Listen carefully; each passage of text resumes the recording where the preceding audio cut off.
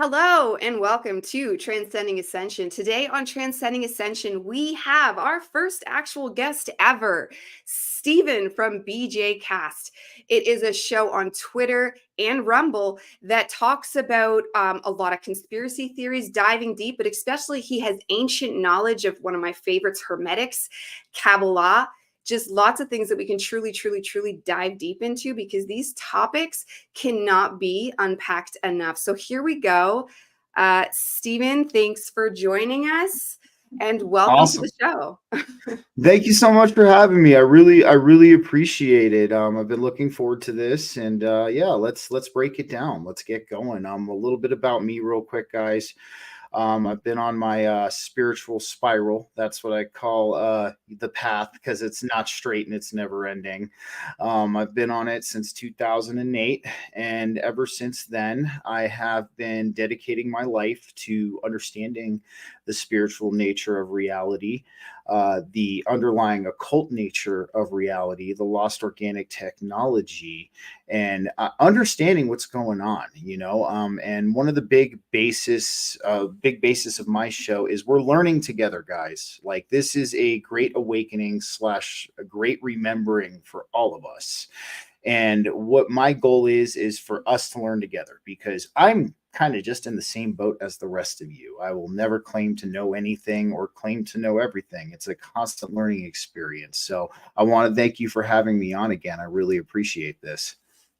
Absolutely. And I like what you're starting here because when I started and I just felt that pull to teach, like in my learning, I would hit blocks and I literally had to go teach to like dump it. And then I could come back and keep learning and I had to keep doing this. And then, but it kind of feels like this little, like when you're not obsessed with being a big ticket item, when you're not obsessed with paying tons of money for advertising so that you can be like an instant celebrity of YouTube, when you're truly just doing it because, yes, you want to help people, but you also have to get the knowledge out there. Like I'm a projector in human design. Like if I'm not doing that, I'm not existing. So and I'm sure there's other people, lots of other people like me. And I want to talk human design with you. But you have brought lots of people, probably like myself or other people's like yourself, and brought them together in a place that like you add this comfortableness, that true humility where one can feel safe to like, okay, I'm not famous, but I still feel like I can talk to you about this on your show and not feel like, oh, what's she doing? Why is she talking to us? What does she know? Like, you know what I mean? She got her degree online. Like, that doesn't count. Like, what does she know? Like, where's, like, I haven't been to a fancy mystery school where I paid tens of thousands of dollars. You know what I mean? I found something online like we're all doing now. Like, this world exists now. So like, thank you for being a facilitator of that, like for us now, which like there's lots of big people doing it, but it's like, it's nice to create our own world, like where we feel like we matter, even though we're not millionaires, and I appreciate that huge. So go ahead. No, I was going to say absolutely. I appreciate the kind words. It's funny is I did teach for a little bit in my early days. It was interesting, and yes, it does. I think it does help you grow, and it helps you, understand, the mechanisms behind how people work when they're taking in this information. And I feel it helps you learn how to break it down so you can deliver the message in a way that everybody understands. So I completely agree with you on that. Yes. Yeah. Good. I was going to ask, because you mentioned earlier that you used to teach. So what made you switch from that teaching? Like, because you taught in person, because yeah, you're in Colorado. That would probably, I don't know how close you are to Boulder, but do you have a lot of spiritual in like physical stuff? Because we don't here. Well, it's really interesting. So I'm not originally from Colorado. I'm actually originally from the Washington D.C. area. I Oh, lived yeah. I knew there that. for 20. It's all true. Trust me. I've seen some interesting things. Maybe we can get into some of that later. But this was my first kind of wake up call that a lot of people are in the spiritual movement for the wrong reasons, and they're not healed enough themselves to be kind of doing what they're doing. So I taught at this holistic center on the East Coast in Manassas, Virginia. called Rising Phoenix, and I taught sacred geometry and occult studies, which are like two of my biggest, one of the things that I specialize in, I guess you could say. And the owner there was very interesting, we'll put it that way. Her and I kind of constantly butted heads. I walked in to get ready for a class one day, and she was having a women's group where she was teaching them and telling them how to manifest material items into their lives and things like that. And me, even young me at the time, I was like, that's a little interesting, because we're supposed to be playing non-attachment with material items, and you're basically teaching them to have an attachment to material items and use the manifestation for that kind of purpose only. And that was kind of rubbed me the wrong way. And then she ended up letting me go because I said spiritual revolution in one of my classes, and the word revolution, I guess, was too much for her. And she ended up letting me go. So I was like, okay, that's fine, but it was a big eye opener for me at the time, because this was back in, I want to say 2014, 2013, 2014, around that area. It was a big eye opener for me that not a lot of people are in this for the right reasons, and some people are in it for a fad, and some people are, doing it just to make money. And I think people like us and other people, we aren't doing it for that reason. We're doing it, we have our heads, hearts, and our hands in it, and that's kind of like the best thing I can describe when it comes to that. But out here in Colorado, there's a huge spiritual scene out here. What kind of made me decide to do the podcast was a few things. I actually had a really life-changing incident in October of 2022 that my wife helped me through, that kind of put me through a kind of a dark night of the soul. And I had originally started up the podcast in 2020 during COVID because, that was it at that point. I was like, all right, everything I've talked about for the past 12 years is now coming true. And I was like, I have to do something. But, of course, like, life got in the way at the time. I had to set it down. But after that pivotal life-changing event in October 2022, I set forth on it again. And I felt at the time that I was actually ready to do it this time. I had healed myself enough. I had kind of gone through a little bit of the ringer when it comes to certain things. And I felt like at this point in time, I was ready to do this. I could bring it forward. I felt that I could deliver the message in a better way at this point in time where I am at currently as a person and a human being. So that's really what kind of catalyzed it for me. And it was kind of a very interesting thing. There was an astrological alignment the day I started the podcast, which I didn't know about till later, until one of my friends brought it up, and he was like, dude, you started this like right at the right time. Like, good job. And I was like, I didn't even know, dude. I wasn't even paying attention to that.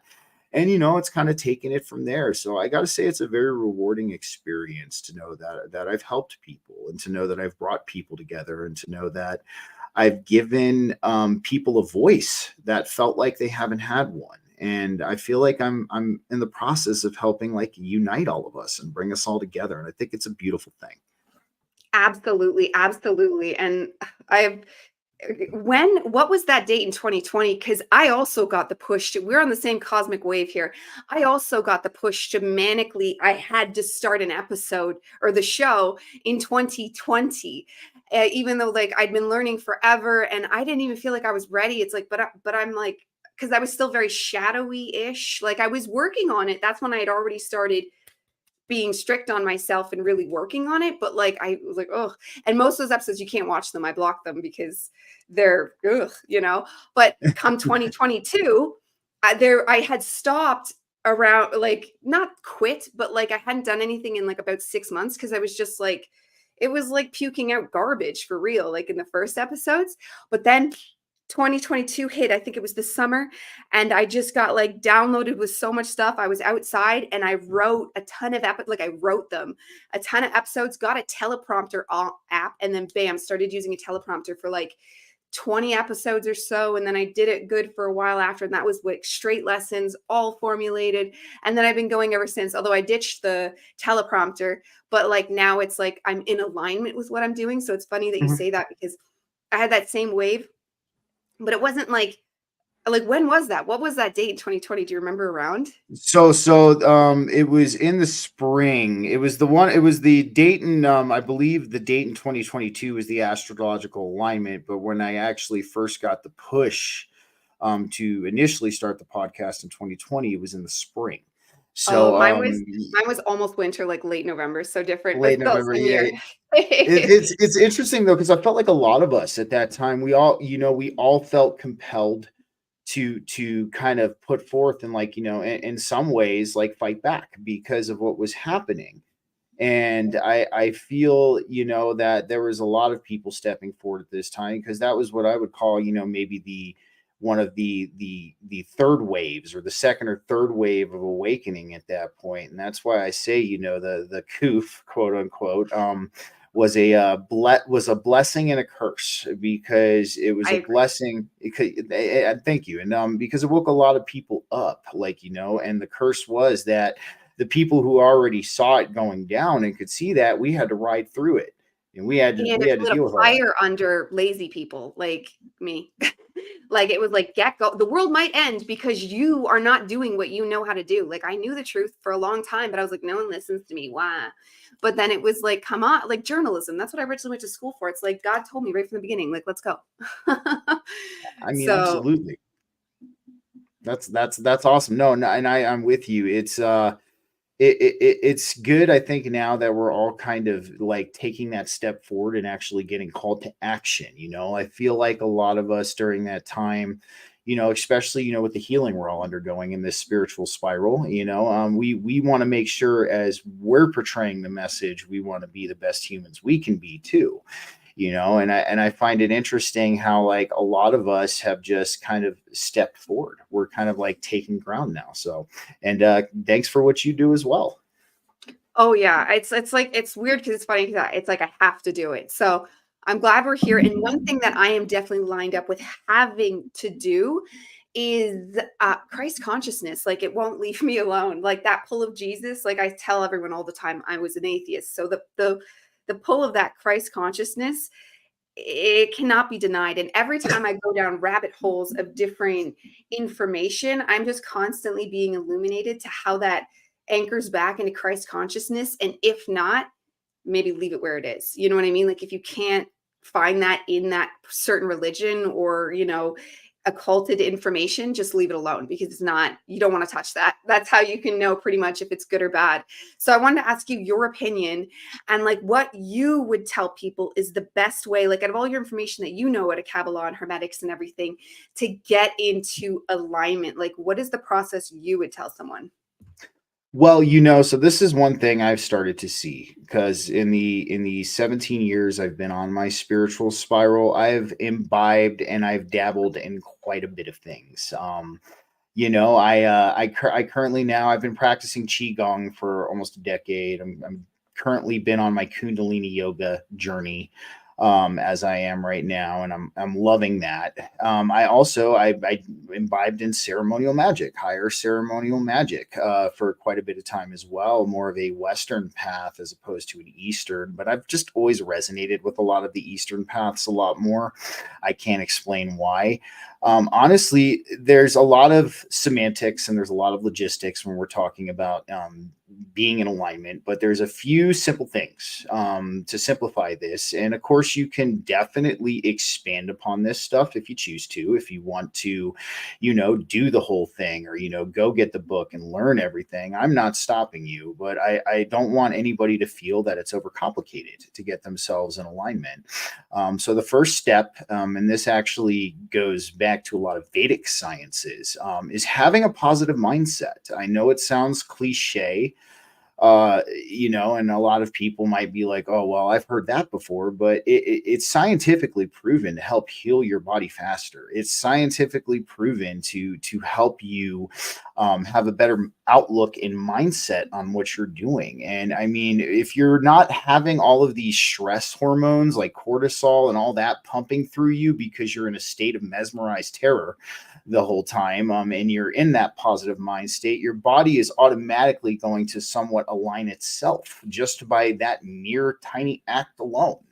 And it's amazing how simple things, such little tiny simple things, can have just such a profound effect.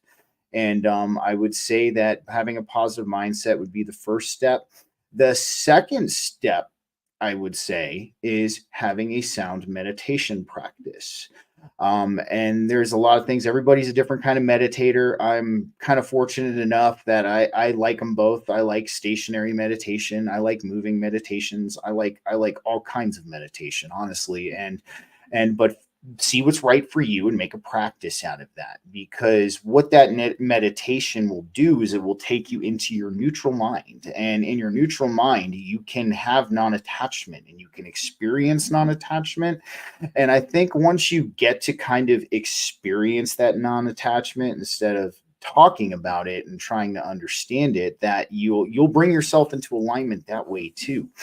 And the breath, and it would be number three, the breath. I can't stress, I've been doing Wim Hof method now for over a year. I have also, in Kundalini yoga, you do breath of fire and you do different types of breath holds and void holds and things like that. But breathing, I mean, you're absorbing information from the universe with each breath, like it is this universal force, this prana. And that exists. It most certainly does. And when you get yourself into that meditative state, you will experience it. And just in taking oxygen, breathing, and taking that information from the divine consciousness at a consistent rate and being aware and present of your breath will help you get in alignment almost immediately. And the fourth thing that I would say is actually really important, and not only will this help you get into alignment, but this will help you understand your chakra system, is spine health and spine flexibility, and working with the spine itself, because that is where your chakra system is actually lined up, is along the front of your spine. So kind of working with your spine and being able to, there's different undulating spine movements you can do. I mean, the cat cow or just a spinal flex, but really getting in touch with that aspect of yourself will help you kind of align your energetic system as is, and it'll bring you there. And that's why, like, I think there's a lot of people out there right now who, I don't know if it's with ill will or they just don't know any better, who just try to overcomplicate things, and or they get too wrapped up and hypercritical in the logistics of all things. I mean, one of the biggest things about ceremonial magic I realized after practicing it is magic is all around me at all times. I can utilize it whenever I want. I just need to remove fear and ego. I said, you don't technically need these rituals. I mean, yes, you can use them if you want to go through it and you want to understand the process and you want to learn about it. Most certainly, like, yes, I say imbibe away, do what you want to do in that kind of aspect. But as far as getting yourself to alignment, it's very simple. Like, there's four simple methods, and I'll stick by that. I'll die on that hill because it works for me and I've seen it work for other people. Yeah, absolutely. And to add on there with the ritual thing, that is something that I feel deeply about. I think it goes into just OCD humanness, like you're even saying about like the other people and how this is the method, this is how you do it, this is the only way. Well, it's your ego, because you think your way is the best way, which is how the ego works. And then the rituals isn't necessarily like a bad ego thing, but what it does is it plants in the brain that the seriousness of what this means. Like, they even think, because the earth had shifted so much, like Like all our equinoxes and our solstices aren't necessarily like that specific day. It is the ritual of being in our human DNA for thousands of years now. And then the collective consciousness involved when we all come together and know it's the equinox, it's the solstice, whatever the day might be, we put that together. So same with rituals, and you can even table prayers when people used to eat like dinner parties when that was a thing, and you'd say a prayer and it would make everybody bond together. That right there is a ritual. They're all like different rituals, but you don't need them if you are strong enough in your own brain. And I would argue you help strengthen your brain by making your own rituals, by finding, like, inventing our own. Like, I'm all about inventing new ways for us to exist because we are the collective consciousness creators. Like, specifically, they even say millennials, we're the ones here to literally create that new world, like with our minds and what we're going to think of. So we really shouldn't be focusing on the rituals of the past, which clearly haven't been that amazing. We're not in a utopia yet, you know what I mean? So like, we need to keep like little metaphysical scientists and experiment and find the best thing that works for us. Like you were saying, you like the East best. The East is what goes within. And then they had their faults too. Like just like, no offense, but like India is not exactly a utopia either. So they weren't perfect either. So we need to take like what works right now. And that's like what you really do with your show, is taking everything and like, let's piece it together. And I think a lot of it's going to have Buddhism in it, but like with Christ consciousness, the I Ching is just phenomenal. Human design, which is, I'm loving Kabbalah, like they're all tied in together. And it's just like, we're taking them and putting them together. And that's what it's all about, and creating that new environment, which brings me to my next question, because you seem like you're going to know a lot more about this than me. I feel like even in the spiritual world, you get this division of like girls and boys, and like what the boys are good at and what the girls are good at. Like the girls are good at the emotional healing, and then the boys are good at knowing like the facts and of the conspiracy theories, because I'm so into all those. But like, the one thing that's got me clinched is flat earth. And I don't know, like, I don't know if like you want to come out and admit you're like, because I have trusted teachers, put it this way, where I've bought everything else they've said but flat earth. And it's like, I want to believe them, but then, I'm obsessed with Matthias DeStefano. He says it's not. And I don't want to be, well, he says it's not, so it's not, because I'm willing to admit he's mistaken too. And I personally have been in an airplane and it didn't seem too flat. And I've been a couple times, and both times, like the way the airplane has to move, it's specifically not flat. So there's so many things, yet I like the black sun thing. And then what I know about dimensions is what I think it probably is it's flat on a different dimension, in a certain dimension, like that we'll probably access when we go up like the Rosicrucian layer thing. Is that it then? Okay, you take it over. Well, no. So what's funny is I'm at that, as of this point, I'm not in any camp when it comes to the shape of the earth. This is my mindset behind when we come to these kind of questions, because this question drives a wedge between people in the spiritual community. Some people, some people are so dogmatic about it, and it's like, how can you be so dogmatic about it when it doesn't actually make scientific sense? And I don't mean like real science. I mean metaphysical science that I've been studying now and you've been studying now for a very long time. It actually does not make sense.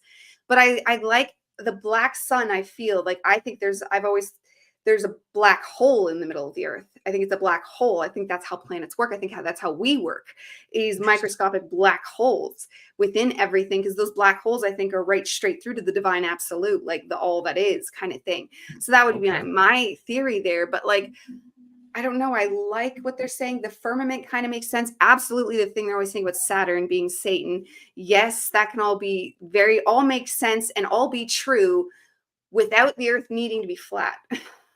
Well, and that's the thing. So like where I come from on this is I kind of give both sides a little bit of crap.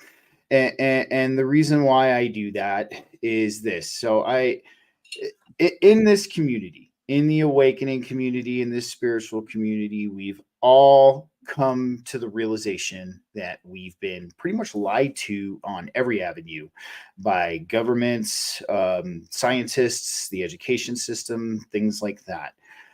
But there's one group of people who thinks when it comes to that, the shape of the earth and space and all that, they're being completely altruistic about all of that, completely. But the rest of the stuff they're lying about.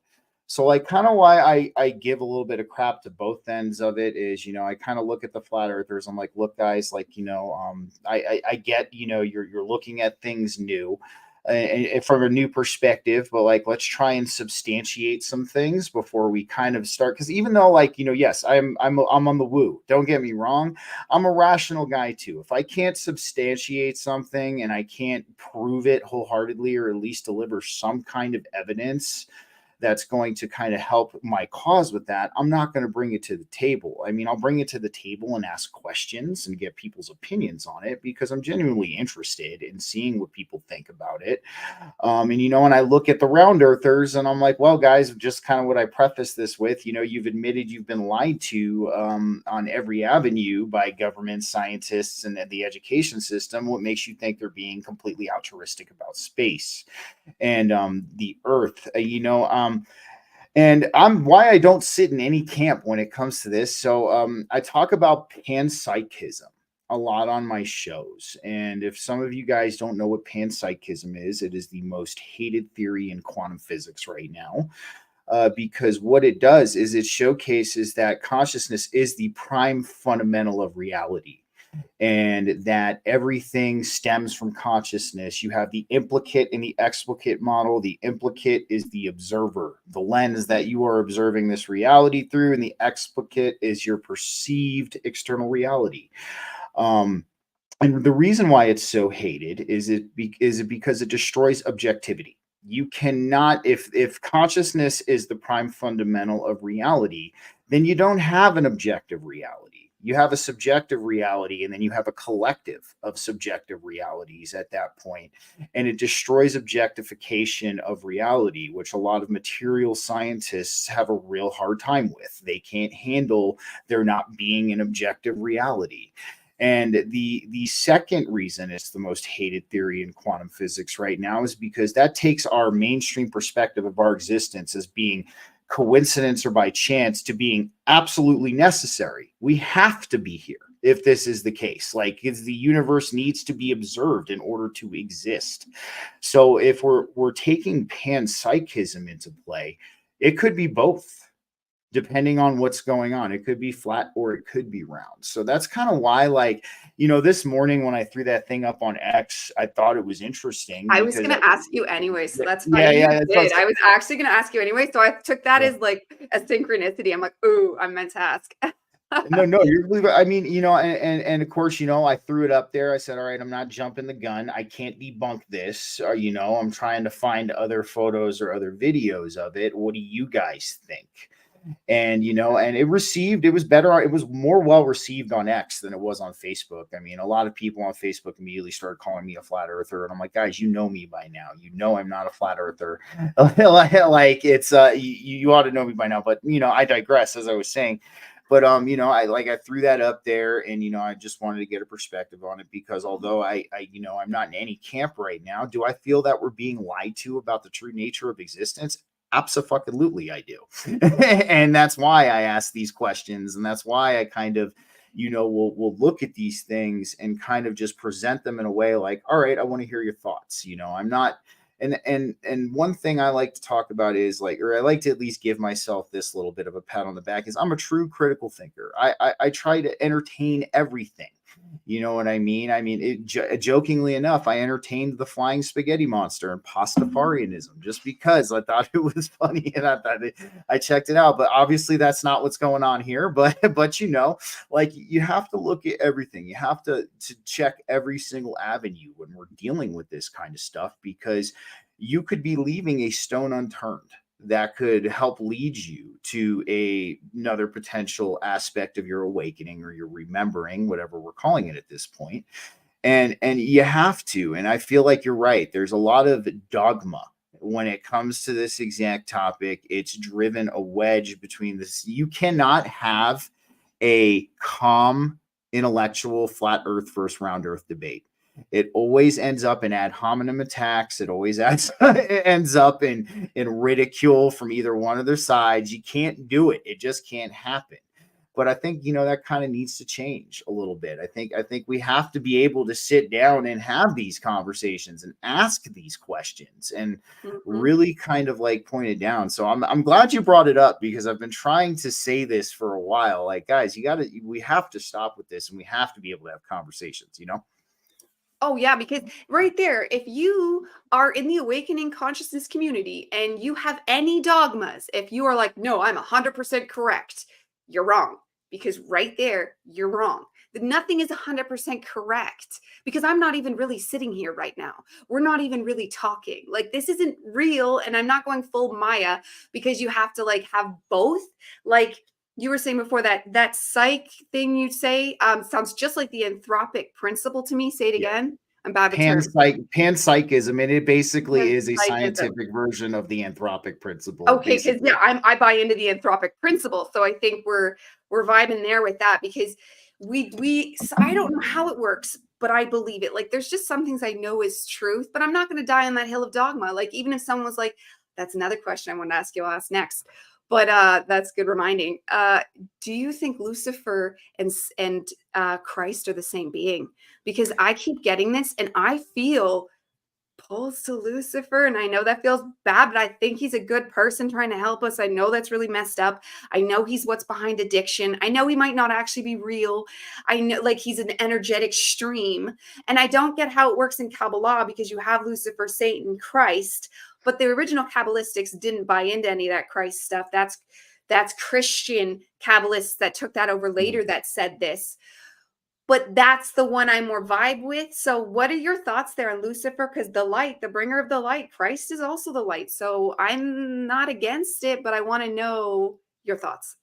Well, absolutely. So when we're talking about this, it's a very, it's for certain people in the community, it's a very touchy subject. But for me, so I'm not somebody who buys into duality. I'm not somebody who buys Nope. into We absolutes. exist with it. Like, we have to have it to be physically real, but then there's a million different infinite amount of variations in between, like how so many things can be real at the same time, like flat and round Mhm. dimensions. Like, we exist in anthropic principle. The human holds within it every single dimension of reality that's ever existed and will ever exist. It's the whole point of the human and why God and us exist at the same time.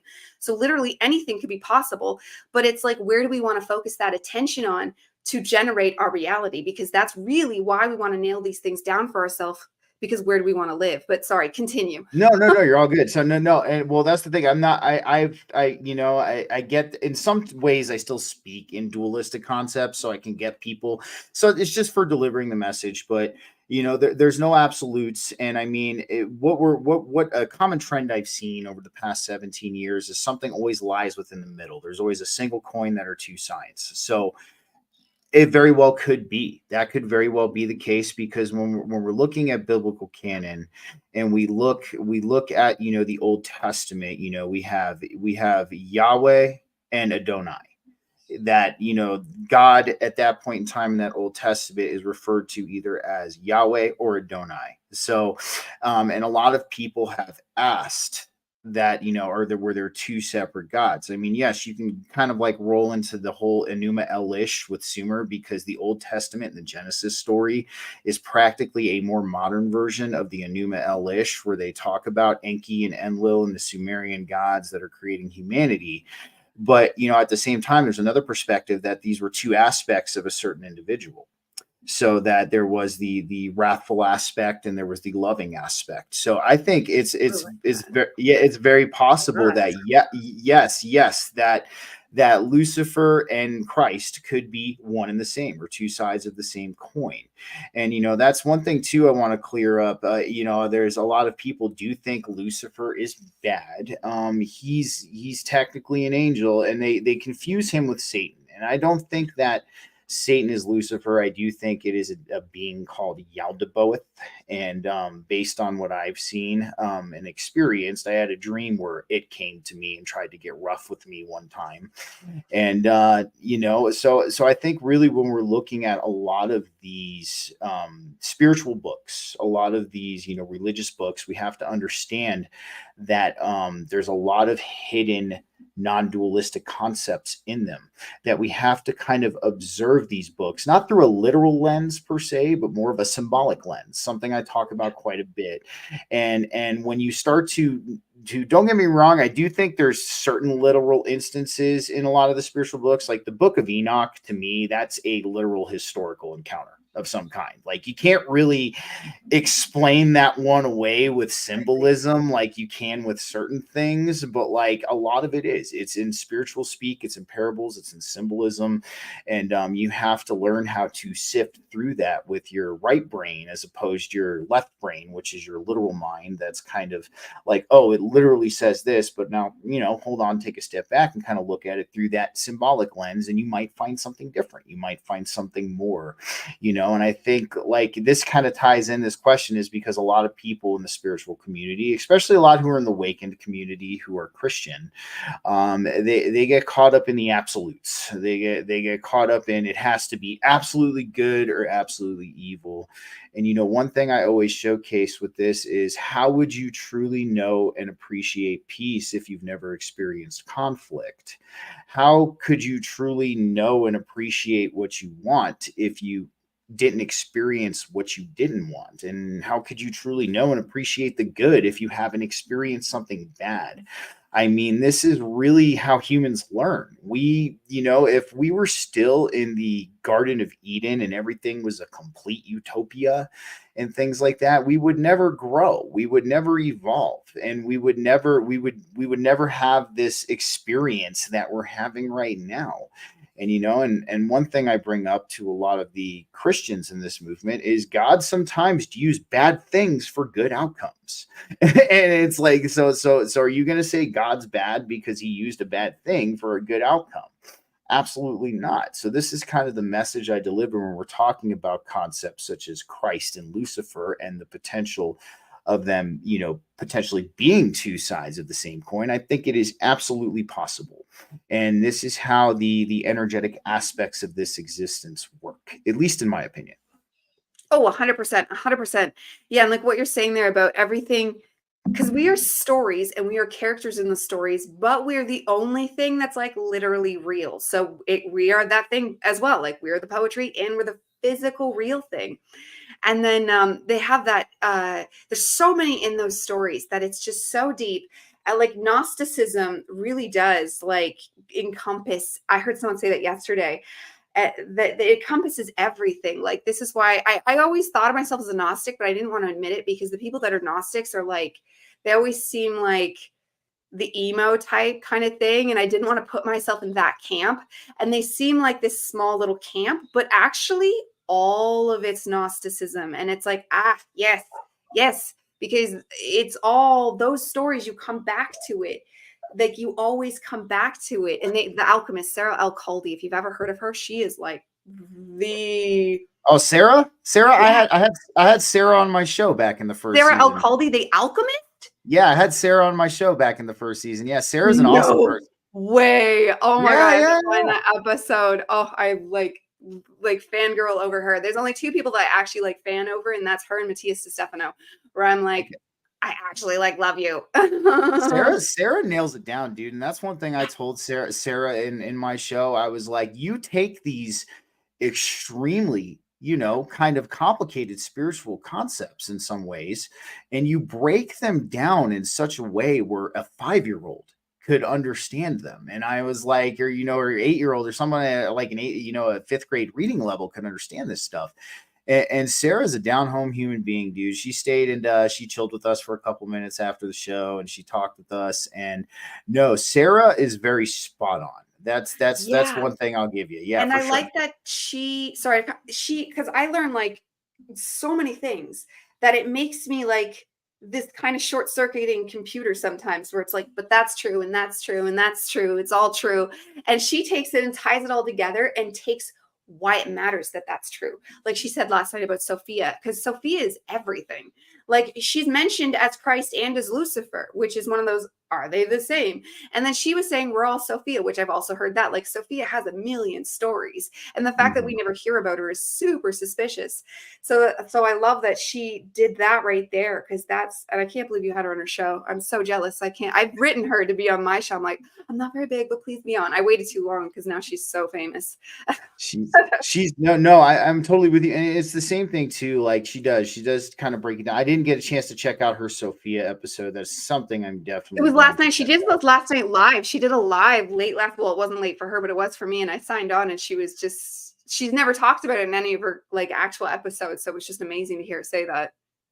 No, and totally. So, I mean, even the concept of Sophia, I mean, that is something that's not talked about too, and that's why, honestly, like I know a lot of people. I've been actually doing quite a bit of research because I'm doing tonight a pre-Nicene rabbit hole part 3. I've already done 2 parts to the pre-Nicene rabbit hole, and I was doing a lot of research, and come to find out, modern Christianity was originally intended as a control structure. It was not intended as a religion or a spirituality at all. You look at the early concepts of Christianity before the Council of Nicaea, and they're a lot more esoteric. They're a lot more, they take account for the gray in the world. They They would have have been like many us. different. They were us, but 2,000 years ago. Exactly.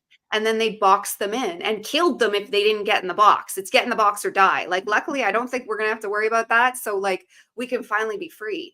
I hope. Absolutely. No, absolutely. And that's a hard pill for a lot of people to swallow. I mean, and you can kind of, if you, and this is just why I tell people, like, if you're interested in a religion or spirituality, research the history of it, research where it came from, make sure you're getting an undoctored, unadulterated version of this spirituality. And I mean, but when we look at Christianity, I mean, it's pretty much since the Council of Nicaea been doctored and adulterated. And I mean, we have the Geneva text, which is a little bit of a less adulterated version of it, and it does kind of take into account, like it talks about the world governments being an evil that we have to kind of keep an eye out for and we need to work against. And and that automatically tells you right there why King James did not like the Geneva text. And really, in all honesty, it's such a delicate topic, and it's a double-edged sword to talk about. And what I have to say to a lot of people when we're talking about that is that God and Christ exist within you. They are your only authority. No church has an authority to tell you what is a canonical book to read in your spirituality or in your religion. Because by saying you have a second authority, the church, as opposed to God and Christ, who are your true authority, you're not being a great Christian in that aspect, because you're looking to another authority outside of the Holy Spirit. And I know that's a hard pill for a lot of people to swallow, because I don't have beef with Christians. A lot of people think I do. I don't.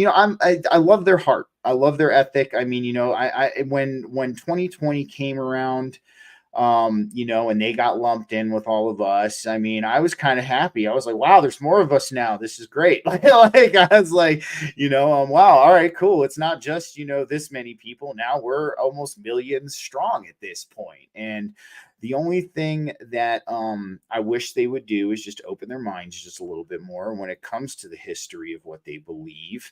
And I've had a theory for quite some time, and I'm going to run this by you and get your thoughts on this. I think that true Christ will emerge out of that. Like a And real person. Sorry, keep going. no, like either a Christ consciousness or something, because I've always talked about this because of modern Christianity and how diluted it became and doctored over the years, that there's going to be kind of what I would call a reverberation effect, that there's a huge potential that true Christ in some form will emerge from that, and they will eventually at some point kind of start to understand that. And it's just a little bit of a theory of mine. I'm not saying that the Christians are solely going to be responsible for true Christ consciousness or anything like that, but I think what that's going to be is a catalyst of some kind towards it. You know what I mean? Oh yeah, 100%. Because like that's exactly why I choose that as my message to spread. Because out of everything I know, I used to flop around more, but that's why I try to stay focused, because there's one thing that's going to save us, and that's Christ consciousness, but on a collective whole is what I see. I don't think there's going to be that one dude that comes again, because I think we're smart enough now for that not to happen. How Jesus happened in the past is quite possibly that they broke that universal law of free will. They got too greedy and they broke it, because when you break that law of free will, and it's called other laws as well, but that law there where it matters that we know the truth, but then they can also tell us as many lies as they want, as long as they've told us the truth and we chose to believe the lies, then it's on us and nobody's going to save us. But I bet you back when real Jesus came out, because Buddha has so many stories of getting to that enlightenment place, and he didn't actually do the things Jesus did. So I still love Buddha. He's great, obviously, but Jesus was that next level. And I think that's because they cheated. So higher beings, like not necessarily the absolute divine, that is God, they all did this, but higher beings were like, okay, you went too far, poof, here's Jesus. And however they did it, you can look at it. Was Mary hermaphrodite? Was a cosmic seed sent down by an alien?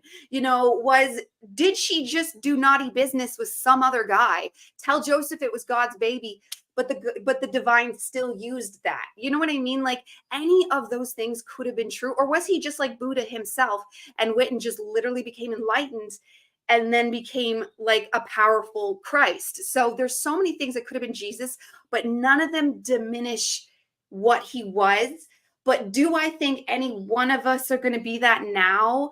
I don't feel it as a truth. Like, just to be honest, like, when I usually am pretty accurate in what I feel coming, and what I feel is the spreading of Christ consciousness.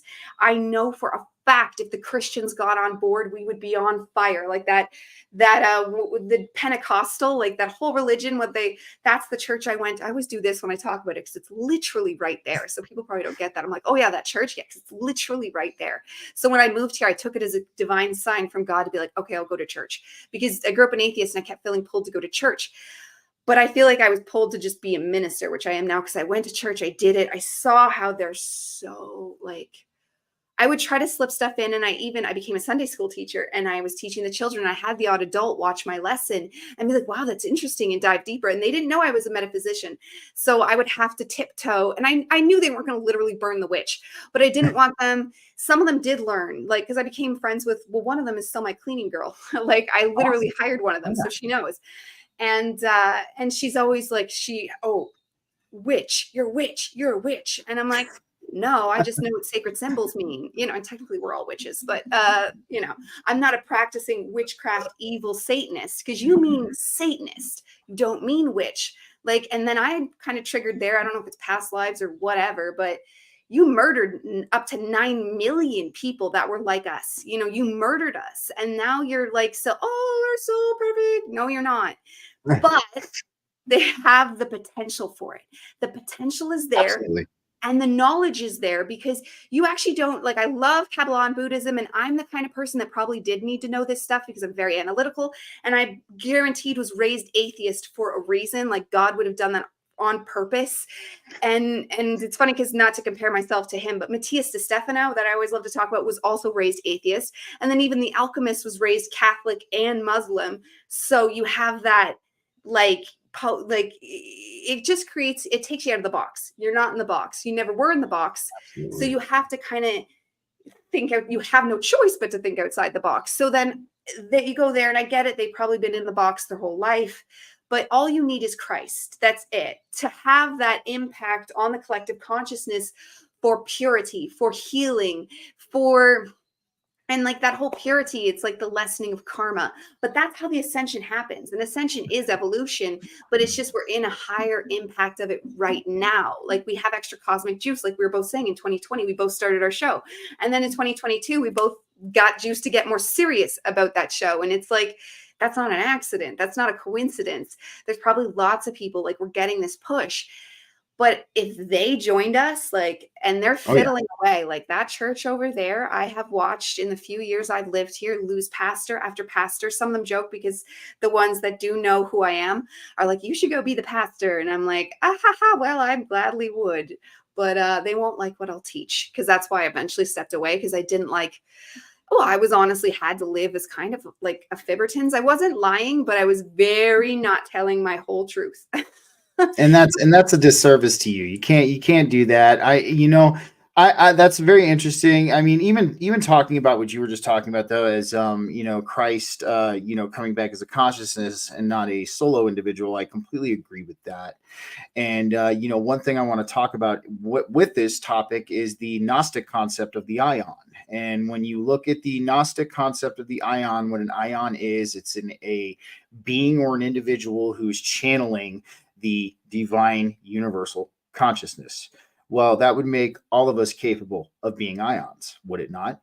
And that's why I do think that the time for singular messiahs, as people would kind of classify that, is that time is long and done. I think at this point we, and don't get me wrong, I'm going off complete speculation when I say this, but it just kind of seems to be what's going on. I think a lot of the energy was sent in with us, our group of people. That energy has been dispersed now. It's no longer in what I would say a solo individual, because we're no longer in that age of Pisces. Now we're in the age of Aquarius. This is the age of enlightenment. This is the age of ascension, evolution, and all that. So that's why. Yeah. Exactly, and that's why I feel that a lot of that if Christ comes back, it is going to be an energy. It's going to be a consciousness that we now. Don't get me wrong. There's this possibility too. There might be one person who comes into complete realization before everybody else.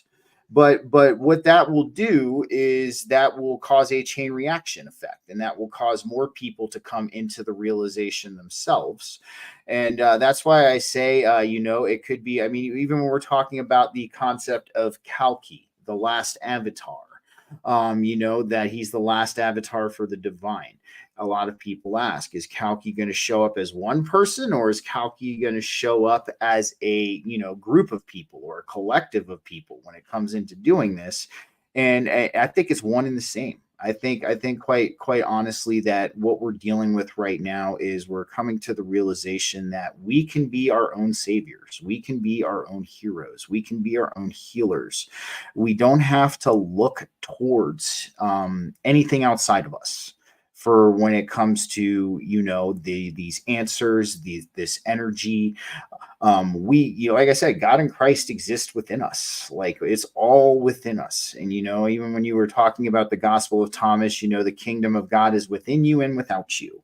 And that means everything is essentially the kingdom of God. So I'm in agreement with you. I think that it's and a lot of Christians right now think he's going to return in the flesh. And I mean, that's where I kind of buy into, because the universe is very interesting, because even though I say symbolism is the prime language of this reality, written language and verbal are second.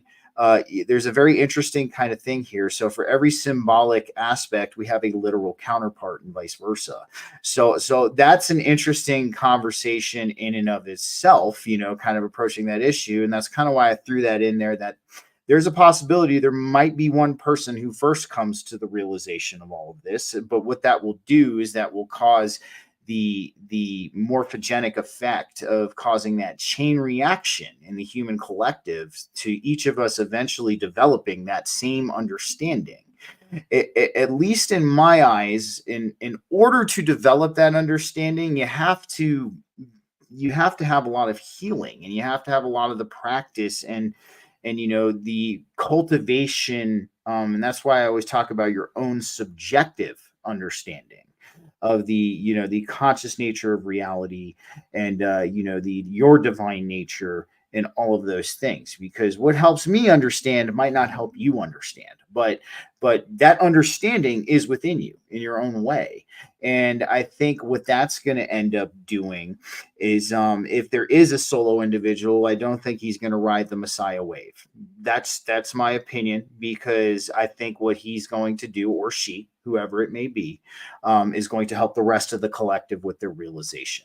And that is at least my best case scenario for that interesting thing. I mean, of course, like I said, I'm just speculating, but it's kind of interesting to think about. I don't think you are speculating. That is spot on. And there is so many real life things that are point to it. So we were on your show, and I got all excited because we were the same age, but 1987 was this grand cosmic convergence where they sent down apparently a ton of extra star seeds, which my astrological charts and my human design says that. So I don't just have to go, oh, I'm a star seed. My astrology straight up points to it. Everything about it is teach spirituality, embody spirituality, spiritual, and all these different avenues. So it's, yes, they're sending more and more of us down, but then there's some of us, and it's almost like its own little hierarchy, but the proper ones will never say, like, there was, I don't want to name names because I don't want to call her out because some people love her. No worries. Oh, yeah. But there is certain spiritual teachers that you get in, and they have, let's just say they're the type that have memberships and you're their member, and they teach special stuff to their members only. I know what you're talking. I know who you're talking about. Yeah. And and anytime they're like, don't listen to any other teacher, only listen to me. And for a little bit there, I bought into it because I was like, I was in such a, what do I believe? Because I knew so much. I knew too much almost, like, and I was like, where do I focus? And this is before I was just like, nope, Christ, it is Christ, you know? So I got in, and then so many things. So anybody, if you were listening and a teacher tells you to only listen to them, run away, never. I co-sign that. Yeah, run away. That is the sign right there of a charlatan. And the thing is they will, this is where the Galactic Federation, and even then I was like, that sounds like fourth dimensional consciousness, but okay, I promised to buy in. And I bought in for a few months and I left, never going to do that again. That was a few years ago, but it's like, those people could have been like us, and they could have been Christ consciousness helping the world, but they got too big for their britches probably too soon. And honestly, they were Gen Xers, the kind of people that do this. Just saying, ageist a little bit here, but they're not. I haven't seen a millennial doing that. And like Matthias de Stefano is funny because he does say, because people have called him the Messiah, and he says Messiah means messenger. So if you want to call me a messenger, sure. And he's not a YouTube teacher. He's on YouTube because he was in Egypt for a year, and he was told by the divine, and he went to the actual pyramids every day and meditated, and then would come back and tell us what it told us to tell us. And then Gaia had them on to do his own program, but they approached him like, the only thing he was actually doing was traveling the world to unite the network of our own Kundalini of the earth. And he was doing that all over the place for years, since he was a child. Like he's also in 87. So since he straight out of high school, he tried going to university, but the divine made him very sick because they wanted him to go do this, which I know I've been made very sick when I tried to be an ECE teacher for a minute, and I was pumped with sickness. It was nuts. So I get it. And like that push. And there is tons of us, and there's some that are ahead of us. And like, it's funny because even Sarah, like, you knew Sarah when she was early, yet here she goes. She's still going. You know what I mean? Like, meanwhile, we've all probably been doing it at the same time. Did she tell you how old she is? I want to know how old she is. No, she did not. From what I remember during the interview, she did not tell me. However, I'm a pretty good. I'd say I'm pretty good. She's got to be somewhere around us. So she's got to be somewhere around us. And touching on what you were saying, I absolutely can't stand that aspect of some people when they do that, because what they're doing is they're placing a limiter on you for their own personal gain. And that's why I'm in this camp. Everything already exists within you. You just got to learn how to cultivate it. That's pretty much it. I mean, even with Kundalini yoga, there's two different camps. There's people who think that you have to awaken the Kundalini energy. And then there's a camp that says the Kundalini energy is already within you. You just need to learn to get to know it. You just need to learn how to cultivate it, and you need to learn how to harness it. And one thing I see a lot, especially from that person in particular, but other people as well, is that if you're not doing this certain way, or this, and this, you're doing it wrong. or you have to get my guidance, and I'm, excuse my language, that's a crock of shit, because it really is, because what they're doing is they're taking advantage of people who have not yet completely come into their own power and the understanding of their own power. And I mean, I'm not going to lie. Shoot, when I first started my spiritual spiral, I almost got caught in the new age trap. I almost did. I mean, we all kind of learning. Yeah. It's like being yeah. in high school. It's awkward. You make social mistakes. It's the same thing in awakening. Exactly. And you get caught up in the whole new age thing eventually, and then a lot of the ones who are true to it will find their way out of it, and they'll find their true path. But no, I absolutely can't stand that. Of course, like I don't have anything bad to say about these individuals. It's just, it's doing people a disservice. It is. And it's one thing to coach and to help somebody and to, give them information or give them, some recommendations, but to say you absolutely have to do it this way, or you absolutely have to do it with me, and you have to pay me to do it, or you're not doing it the right way, that to me is charlatan. So I agree with you on that. Yeah, 100%. And the saying, like, that's actually when I said I shut down my show. That was why, because I was listening to her, and I didn't shut it, but I stopped filming because she made me feel guilty, like I was not doing the right thing. And I was, and I know, but it was actually good because it put me in my own personal power. I haven't even thought about handing my power off to somebody since. It's just like, I'm not a leader person, although my astrology says I am. So nature versus nurture, man, your nurture is your raising and your nature is your astrology. So my astrology says I am a leader. So it's like breaking through those blocks that you have within yourself to be like, nope, I just need to be my own authority. And this is like what I really try to get through to people in my teaching, because I know what it's like to be weak. Some people are born, like I said in one of my episodes recently, that Aaron Apke guy. Do you know him? I've heard of him. I haven't seen any of his stuff though. Enormous. And he's got a paid membership monthly that's $200 a month.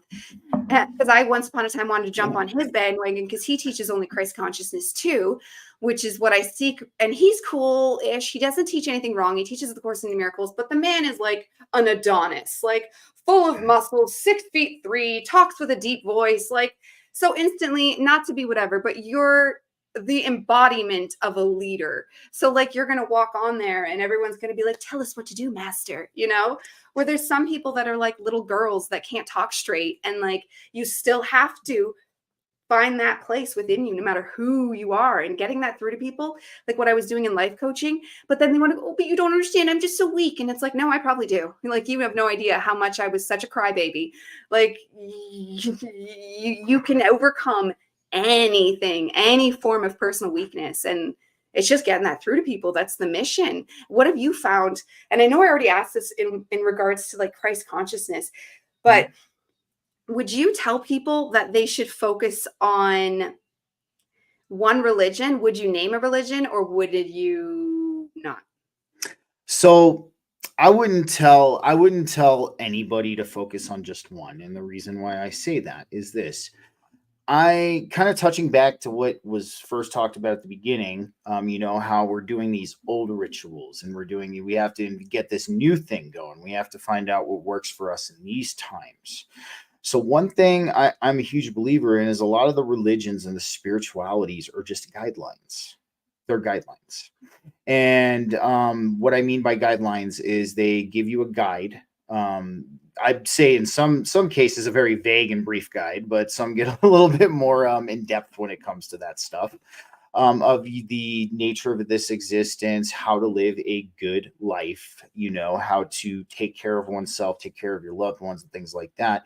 And how to deal with certain things. So they're just guidelines. And like certain people, because of their families or other influences, they tend to gravitate towards one particular guideline. And to me, that's kind of that's their safe zone. like because their family is fond of this guideline, or their friends are fond of this guideline, and they want to feel accepted in that format. That's why they will gravitate towards that singular or solo guideline. I mean, if you really want my perspective on it, I mean, if you really want to break it down, I'm technically kind of an omnist. I mean, if you really want to put it that way, I do believe that no absolute truth is found in any guideline, but the bits of truth are found in every guideline. And the one thing I would completely recommend people do is do not marry yourself to one single guideline. Do not explore around. You know what I mean? Check out different things. Like, I mean, I've just gone over Jainism again. Like, I haven't really touched on Jainism in a while, and I've been just kind of Be reading careful up where you on it. walk. I know, right? Yeah, I know. But this is what I mean. I think we can all learn from every single guideline, and I really think the true spiritual doctrine is the one you create yourself. And I've always used this term, words fall short for what's really going on here. The human language starts to break down when we kind of look at the over encompassing view of everything. And that's why I kind of call it the guidelines, because they're taking what they could and what they could form into words based on what they were experiencing. And I know for all of you who have been in a heightened state or an entheogenic state of consciousness, you know exactly what I'm talking about when I say this. And they were taking what they could describe and what they could bring into words and putting it down. So I mean, and there's also the polarity of that aspect, that there is no correct religion or spirituality on this planet, because everything is essentially trying to lead you astray. They don't want you to ascend past and to get to the next human state or to human totality. So that's why I tell people, look at everything, read up on everything. I've gone through probably every single religion and spirituality twice in the past like 17 years, because I even did a show on Taoism just at the beginning of the year too, and things like that. I mean, there's so much to learn. There's so much to take in, and you might find that, what you were talking about before on how Sarah was like, Catholic and Muslim. I came from both sides of the schism. My mom's side of the family is Roman Catholic. My dad's side of the family is Greek Orthodox. Okay. Like, yeah, I was literally, I was born into that. And I just remember like thinking, as I'm younger, I'm like, this can't be what it is. Like this can't be, it's too black and white. And then for a little bit, I was kind of, borderline agnostic. I believe there was a God that existed, but I believe the religions had it wrong. Like all of the current religions had it wrong. And then, when I had my awakening in 2008, I started to find things like Gnosticism, Hermeticism, Buddhism, Taoism, things like that, Jainism, all of these different types of spiritualities that made more sense to me. And I feel a lot of people will stick with that one guideline, but they'll like hold one hand on that guideline while they kind of skim through the pages of the other guidelines, because that's their comfort zone. But the best thing I can tell you guys is break free from your comfort zone. You never know what you're going to find. You never know what stone you're going to turn over and what kind of message or revelation is waiting for you. So I'm with you. I don't think we should just hone in on any single one. Oh, absolutely. It's the key to like finding. I think we're going to head to a place where people like us, and this is, we're going to sound really creepy, but people like us might be the ones that are going to make the new religion, if that makes sense. The ones that, not that I'm going to be a boss and don't listen to me, but this is why I became a minister. Is to be the person, because one day, I mean, I'm doing it now, but one day I do plan to speak with true authority and be like, I know this is what we need to do. And like, there's certain things like, I know it's Christ consciousness, but then I want to know what the next step is, because there is a huge satanic push right now happening with the movie stars and all their shows that they're doing right now. So my next question to you will be, what do you think? Obviously, shut it off. But should we be doing anything further to push against the Satanism that is blatantly coming out of Hollywood and the movies or the music industry right now? Like, overtly, obviously, like if you're still denying it, that's the pure atheism right there. Because the only way you'd be okay with that, you couldn't even be agnostic. You'd have to be pure atheism, which, by the way, if you know anybody that's an atheist, people, they're Satanists. They just don't realize it. Like I was one of them. So I say this knowing I was one of them. You are a Satanist and they're all Satanists. And I'm not saying, oh, let's burn the witch. But at the same time, do we have a responsibility to try to stop it? Like we're sitting here watching. I don't want to be like a Christian, like, oh, I'll burn them, but like something should be done, I feel like. So the best thing in my opinion that we can do about this is to just have awareness of it. And what I mean awareness of it is for for the content that we take in, that we digest and that we consciously view. I mean, don't get me wrong. There's, you're not going to be able to avoid all of it, but it's having that awareness of what it is and not having attachment to it. That's the best defense in my eyes that we can have at this point in time. Anything that we do to force a hand in this at this point in time, from what I've seen, is going to ultimately slap back at us. And that's why, when it comes to things, I was talking with somebody about this the other day, like, they have family issues they're going through and they want to go and they want to like just ring and be Paul Revere and, just let everybody know what's going on. But you're forcing the hand at that point, and the universe will slap you if you try to force its hand. It will definitely do that to you. I've experienced that firsthand from when I've tried to force hand on things. So, I mean, the number one thing we can do is have discernment and understand and have awareness of that is what's going on. These people are, and I mean, talk about somebody, since it's way more blatant than it used to be. Way back in 2008 to like 2012. And I mean, even into the later 20 teens, like they were still being very subtle about it. Like you could see it if you knew what you were looking for. But you had to really kind of look for what was going on. Now they're just leaving it wide open. Like they don't even care anymore. And that's why I think they troll us. I honestly think that they troll us a little bit with this kind of stuff because of number one, these people, kind of talking back into the atheist thing you were talking about. These people love something called plausible deniability. They live in plausible deniability. And in case what a lot of people haven't heard of that, it's doing something or being part of an event or orchestrating something or being a part of something, but the way it's set up, it can easily be denied that you had anything to do with it.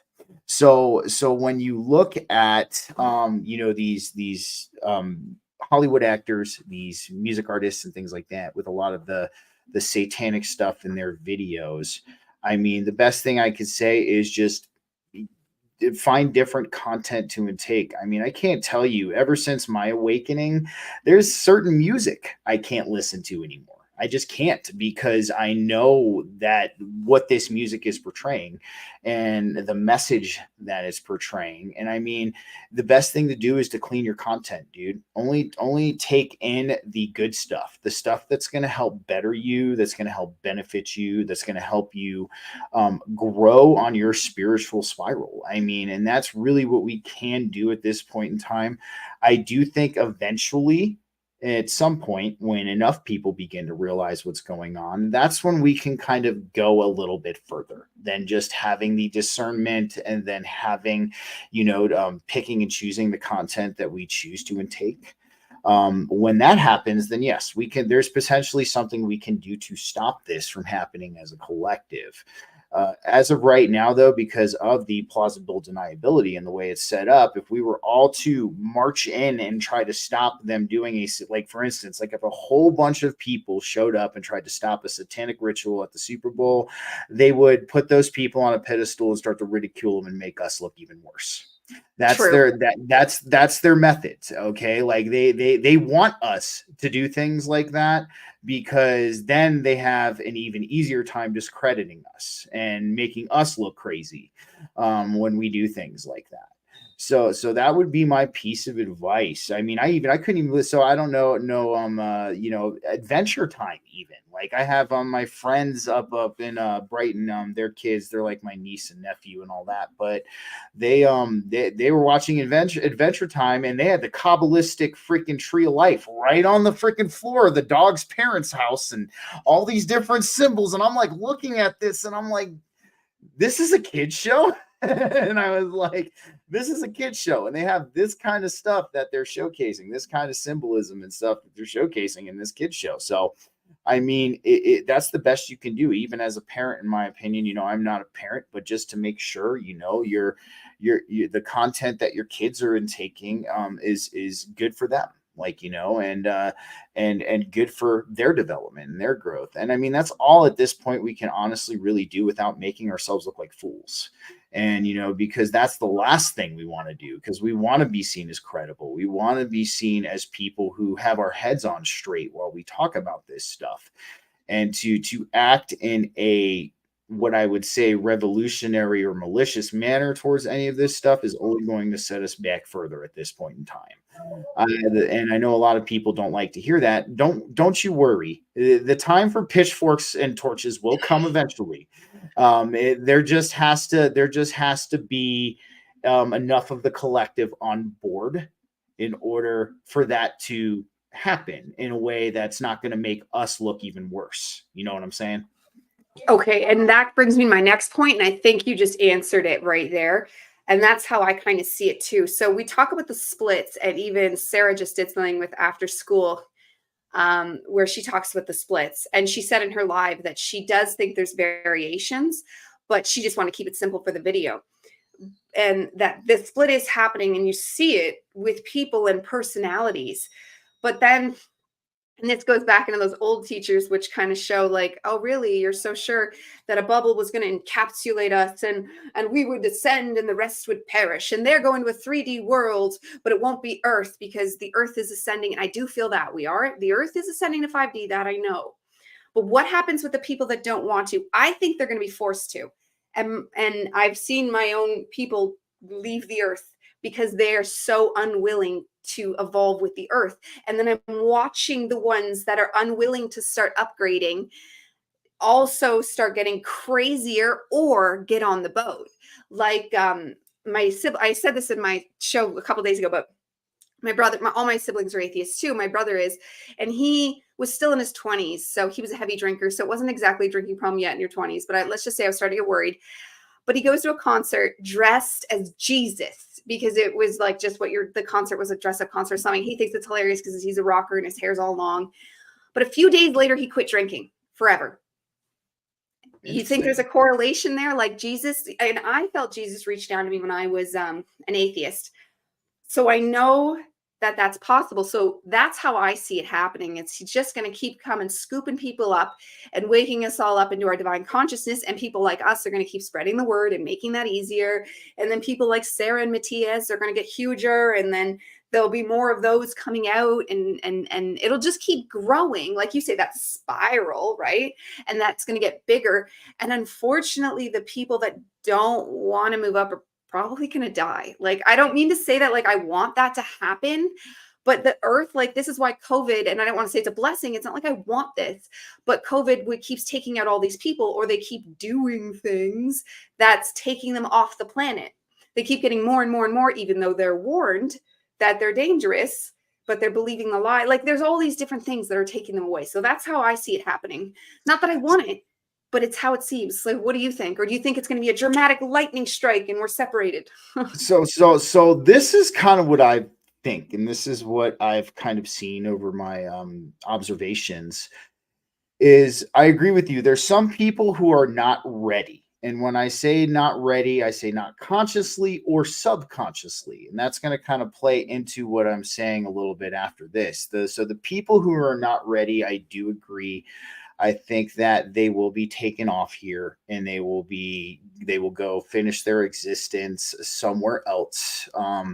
But there's a lot of people who are not consciously there, but they're subconsciously there right now. And what I mean by that is they have the feelings and they're having these experiences, and they're having, and a lot of these people who are subconsciously there but not fully consciously there, they have the thoughts. They have these, a lot of people might call that a silent majority. I don't know if that's really a good way to put it, but there's a lot of people who are subconsciously ready. So I think what's going to happen is the people who are not both consciously and subconsciously ready, they're going to go have their existence elsewhere. The people who are subconsciously ready are going to get pushed in with us, and people like us are going to have to be the stewards to those people, because while they have not been consciously ready, their soul, their subconscious, their being themselves is ready. They might have signed up for the mass unveiling, and that is their time, you know what I mean, to have the realizations. But I do think there's a large group of people who are subconsciously there but not consciously there just quite yet. They haven't had the exact thing or piece of information or revealing come to them that will bring them into their full conscious awakening yet. So I think what's going to end up happening is there's going to be, for those people, they're going to turn around and it's all going to be done. The decommissioning, the transition of everything is all going to be done. People like you and I who are in the conscious aspect of this awakening, we're going to see it. We're going to watch the decommissioning. We're going to see it go piece by piece by piece by piece. And then we're going to watch the new come in and transition. And all of the people who are subconscious are not going to realize it till the last minute. And they're going to turn around and they're going to be like, what the hell? And they're going to be like, holy shit. And we're going to have to come over and be like, look, okay, like, you're here for a reason. This is what's going on, and we're going to have to be stewards to those individuals and to kind of help them through this process. And I know I get where you're coming from, and the whole thing with COVID and the pinprick, the masks and things like that. There's a lot of different theories going on about that, on how that was meant for the people who were not ready. The people who were not ready are the ones who willingly took it and who had the issues and ended up passing away. There's also that the reason why the masks were such a big thing is that non-human entities were starting to blend in with us at that time a little bit more than they have been. And that's why the masks were such a big thing and they were mandated. And it kind of makes you think about the people who are still wearing them even to this day. That little theory right there kind of just, raises my eyebrows just a tad. Or also that the vaccine was meant to kill these non-human things too. There's a whole bunch of different theories about it. None that I can really concretely say is actual, but it is kind of interesting when you look at the people who did choose to go get the pinprick willingly and get the boosters afterwards, that they were definitely not ready. You can see the kind of person who does that. And of course, I know there's a lot of people who had their hand forced in getting them. And I mean, that's kind of a touchy subject for a lot of people too. But honestly, I think that's what's eventually going to happen. I think it's not going to be a very quick ascension. And that's why I call it the slow decommissioning process, because whoever or whatever's hands this is all in has the whole collective of humanity in mind, not just people like you and I. And that's why they are very slowly but surely pulling the 4-foot splinter out. It's like literally a millimeter at a time. Sometimes it feels like to me, but I kind of agree with you on your sentiments there. I digress. I do think that a scenario like that could very well likely occur. Yeah, I think it already is. Like, so you don't think it's gonna be something dramatic and the heaven rips open and we disintegrate up or they disintegrate out, and everybody keeps talking about this. Like, I've never bought that. I've never seen it. I've tried to buy it too. I've tried to, like, maybe the way consciousness works, maybe the ones that can buy it do get that way. They do get to bubble out of this existence because they could truly embody it and buy it. I am too, like, skeptical, analytical. Like, I am think to a dangerous degree, which, like, I'll get, like, freeze up in thoughts because there's so much going on in the universe right now. It's literally infinite. So it's like we kind of have to choose. And I feel like, and I'm watching this happen in my own manifestations, and this is what I would teach my clients, is that you can only manifest what you truly can believe. So if you are a sad, sad person and you want a better life, you need to start truly believing and seeing that, so that you can ascend up. This is like fixing the self and the personality and the wounds, is so you can ascend, is so you can level up with us, like into the higher realms of what that's going to look like. And then we'll have our own brain chip issues to deal with later. Like, I think that's like the next stage of what's going to happen. I think everybody has to wake up to like a base level, like you were saying, even the subconscious people. And that's what I've always thought, like a certain amount of us, there's a word for it. When you get enough people, then the rest just follow. There's a word, and the rest will just come. And majority that's, majority majority rules. I mean, even on an energetic level, yeah, no, in morphogenic fields are a real thing. Like, I mean, they're heavily studied, and I mean, they do exist. This is not just, I mean, some people might think it's woo woo, but it's not. I mean, I can literally pull up like 3 NIH articles on morphogenic fields you and mean like 3 the studies. Matrix, right? Like Yeah. matrices. So Yeah. what more did you ever hear about the 100th monkey effect? And what I mean Yes. by the Oh, yeah, I know all 100. about that. They've done it with birds and stuff too. Oh, yeah, Yep, they've done those studies with lots of things. That is more than proven. People that wanted to, and they even did it with humans. I think they aired something in England and told everyone the answers on TV. And then the people that did it in Australia all got better marks. So they've even done it with humans. Like, I've heard the monkey absolutely. thing in with the bananas too, right? Like It that's was that it one. was this sweet potato. So there was one group of monkeys where the babies, they're the younger monkeys. What they learned how to do was they would wash their sweet potatoes off in the stream, so Oh, yeah. they didn't have to eat dirty sweet potatoes. And what was funny is a lot of the adult monkeys ended up following through. But what was crazy is you had another island that was so many thousand miles away, where the monkeys then all of a sudden started washing their sweet potatoes without any kind of prior influence from any other monkey. So that's where the whole concept of morphogenic fields and a field that I would even call it a collective unconsciousness, maybe of that species, that can permeate through each of those species and can relay that information.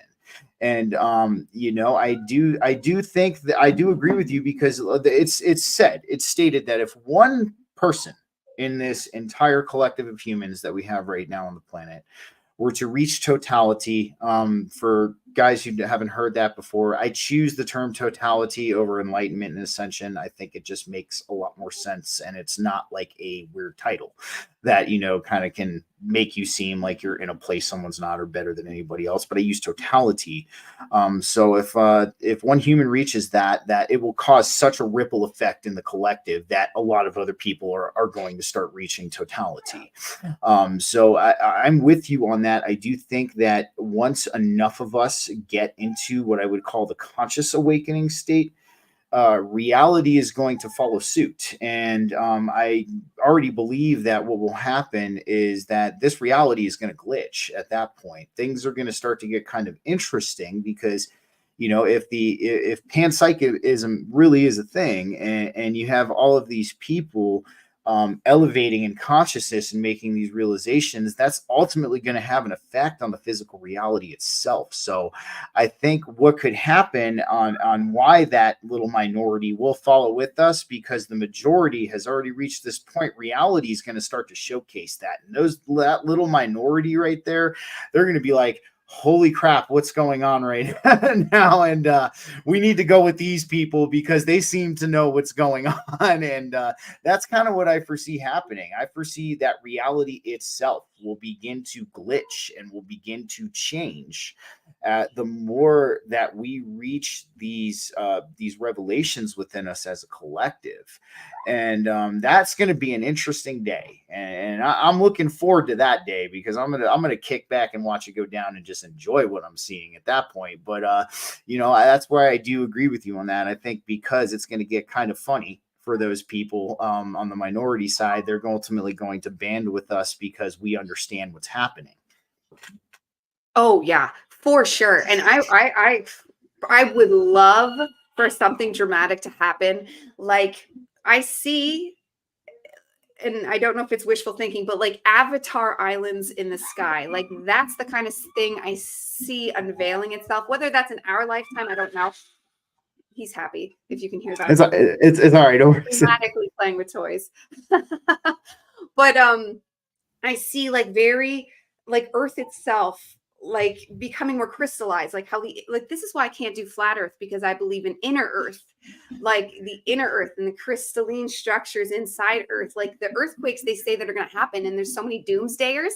I'm like, yay! Like I don't want anyone to die, but like if the Earth was to rip open and those crystal structures were to come up, like I see mountains of crystals, I see avatar islands in the sky.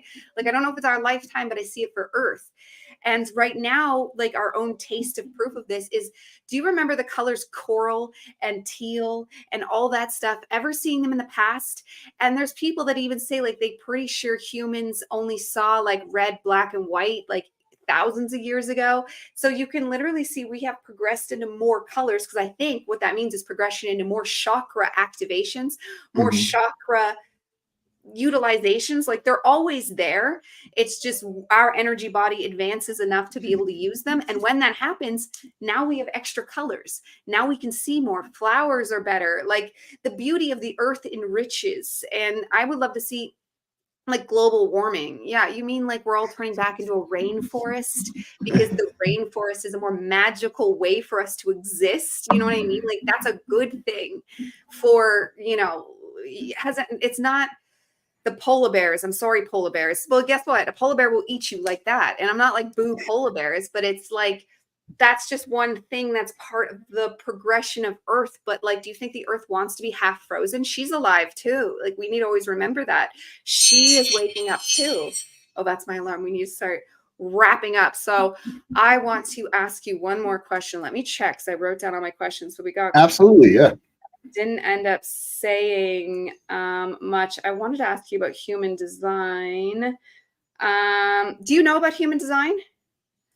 So I'm not a professional in it. I do have mine done. What are I you? honestly, so I am a let me see if I can pull it up, because I'm definitely a martyr role. I A have martyr? balance.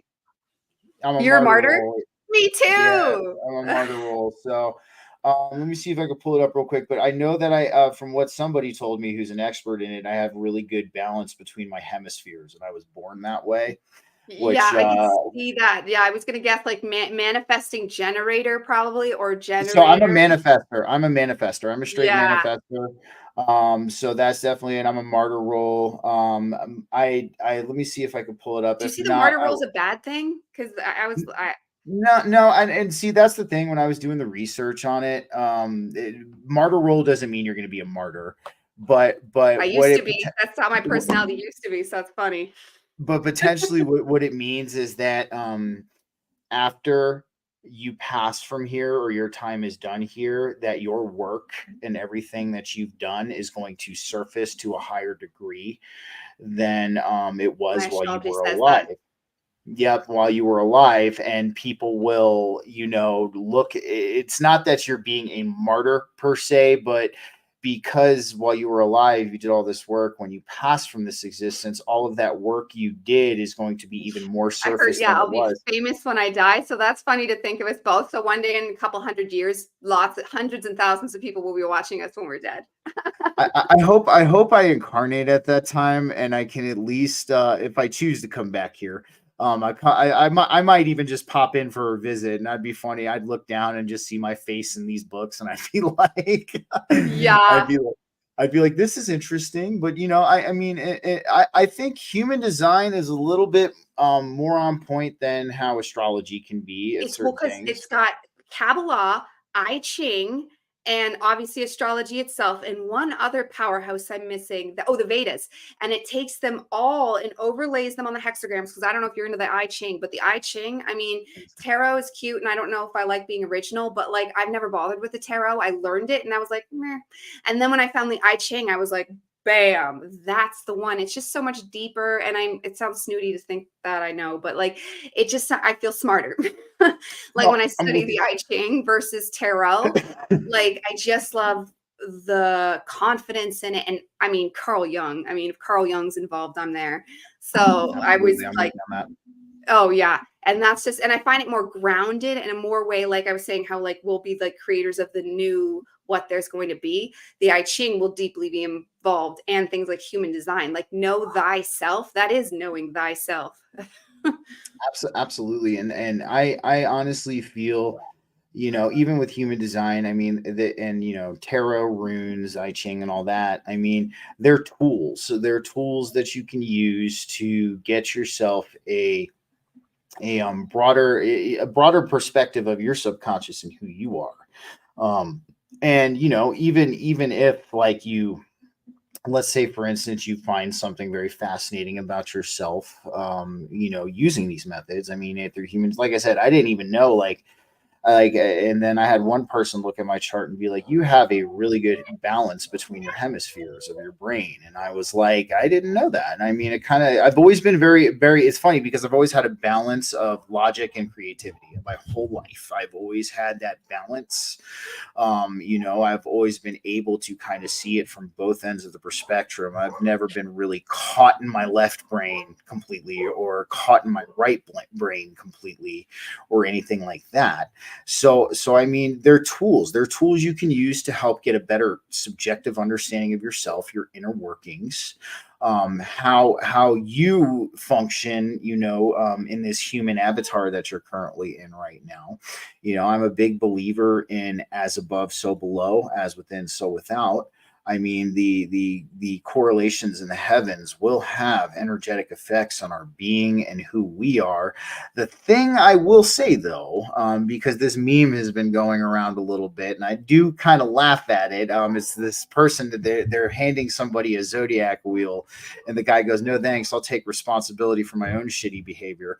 But see, I kind of agree with that a little bit. Well, yes, I believe in as above, so below. At the same time, you have to have the awareness of the fact that that's happening, and you have to have awareness that this particular energy is going to make you potentially act a certain way or feel a certain way, and you have to act accordingly. I mean, that's part of being a sovereign being, and to taking back your power is you're not going to subject yourself as an energetic slave to the planetary energies. You're not you don't do that. You understand that, okay, these planetary energies are coming in.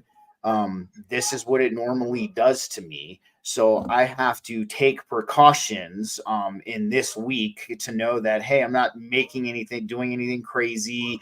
I'm not getting myself into anything that's complicated. I mean, I'm kind of that way with the solar storms. So certain solar storms will just completely tank me. Like, you know what I mean? And just on an energetic level, I'm a Taurus. I mean, anything that happens with the earth, I personally feel. I reciprocate that energy. And but so I know those days when we're having solar storms, I take it easy that day. I don't really do anything too complicated. I don't do anything too stressful. I don't do anything like that, because I know how this stuff affects me, and I know that I am not mentally sound or mentally fit enough at that time to handle these kind of situations.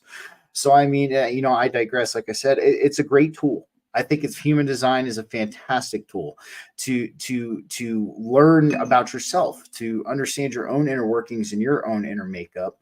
Because the more you understand about yourself, the more you can master your reality, and that's why I think it's a really cool thing. Mm-hmm.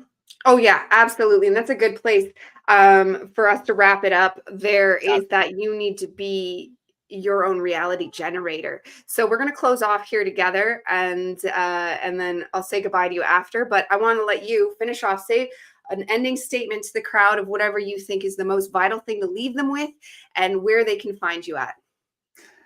The best thing I can say to everybody is your chains, your shackles were never locked. Your cell door was not locked either. You were only led to believe it was. Um, be a sovereign human being, guys. Do the inner work. work on yourself, explore, be your authentic self at all times, no holds barred.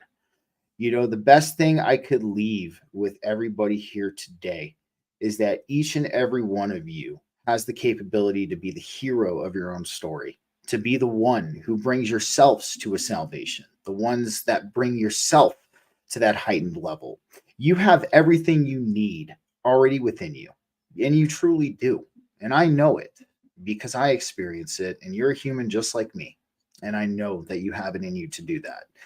And I want all of you to know that each and every one of you is special. You have something amazing to bring to the table. Don't ever negate that or underestimate yourself as a person. And the spiritual spiral is a spiral, guys. It never ends. I mean, this is an ongoing. You're a constant growing. You're a constant evolution. I mean, where we're at right now is just a stop on the way to back to that totality, to our true divine nature. So the best thing I can say to all of you is just keep being sovereign, discerning, compassionate, loving, kind, understanding human beings, because that's what we need right now. Guys, I'm available. So I am part of the Forbidden Knowledge Network. You guys can find the everything on the Forbidden Knowledge Network at forbiddenknowledge.news. That's the actual site. I would encourage you guys to definitely check out Chris Matthews' documentary, Forbidden Occult Louisiana. I would highly suggest you guys check out Ryder Lee's JFKX. It's available on Amazon. You can find all those links at the bottom of my videos on the Rumble channel. And guys, you can find me at Rumble, user BGcast. You can find me on every single podcast platform, Apple Podcasts, Rockfin, Spreaker, Buzzsprouts. You can find my stuff there. I'm available on all social media too, guys. I'm on X as BGcast. I'm on Facebook as BGcast. I'm on IG as Instagram as BGcast. I'm pretty easy to find. And I would love for you guys to come check me out and to learn with me, because that's what we're going to be doing later tonight. We're going to be diving into the pre-Nicene rabbit hole yet again to kind of iron out some extra things. So, and I want to thank you for having me on as well. I really appreciate this. This was a great conversation.